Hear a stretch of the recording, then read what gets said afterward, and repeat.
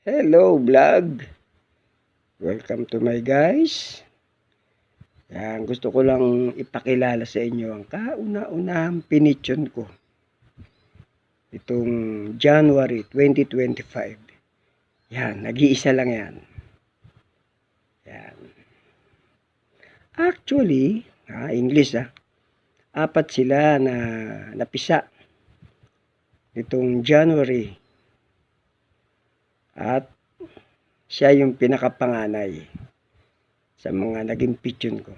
Yan. Bali, ang edad niya nasa 27 days na to, 28. Yan. Ang ganda niya, oh. Mga guys. Yan. Hanggang sa paglipad, hanggang sa paglaban niya, cover ko yung magiging performance niya. So, that's it mga guys. Mga kalapatids, dyan na muna.